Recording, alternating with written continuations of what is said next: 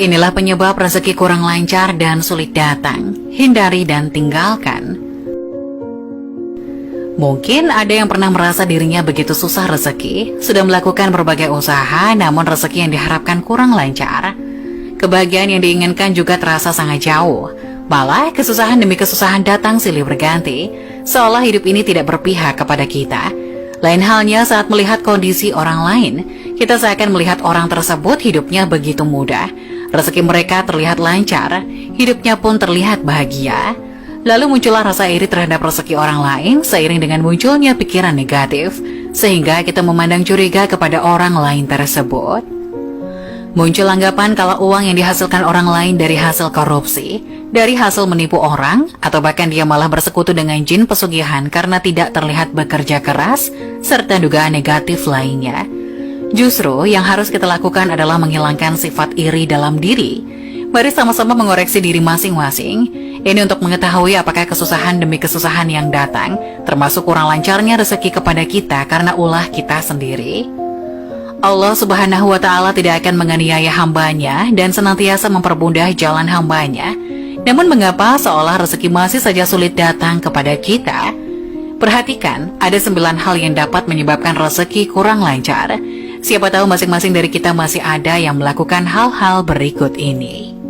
Apakah kita masih melakukan kemusyrikan atau berbuat syirik meski hanya dalam hati? Yang dimaksud syirik adalah menyekutukan Allah dengan sesuatu, bisa benda, tempat, manusia, dan lain sebagainya. Satu contohnya seperti kita percaya bahwa rezeki yang datang kepada kita karena mempunyai benda keramat yang kita punya. Benda itu memiliki petuah dan mendatangkan rezeki. Padahal rezeki datangnya hanya dari Allah melalui apa yang dikehendaki.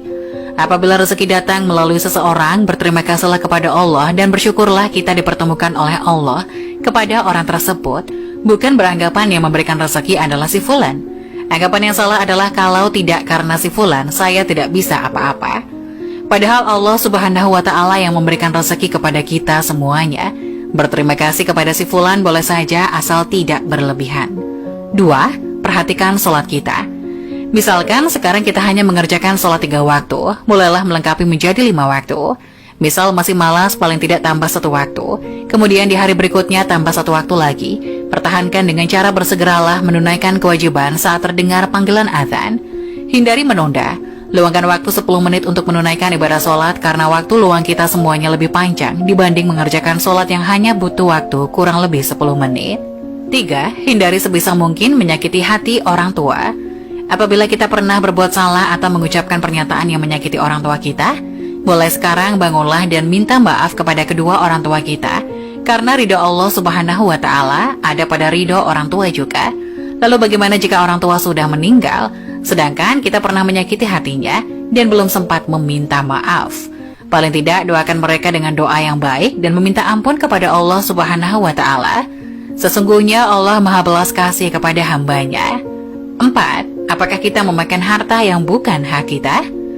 Dalam hal ini sangat luas penjelasannya, namun saya contohkan yang mudah saja. Dalam harta yang kita dapat, ada hak dari fakir miskin termasuk anak yatim piatu, yakni 2,5%. Untuk itu kita sisihkan bagian yang memang menjadi hak mereka dari penghasilan kita, lalu berikan. Caranya bagaimana? Carilah anak yatim, piatu, dan yatim piatu, atau orang miskin di daerah kita tinggal, berikan hak mereka.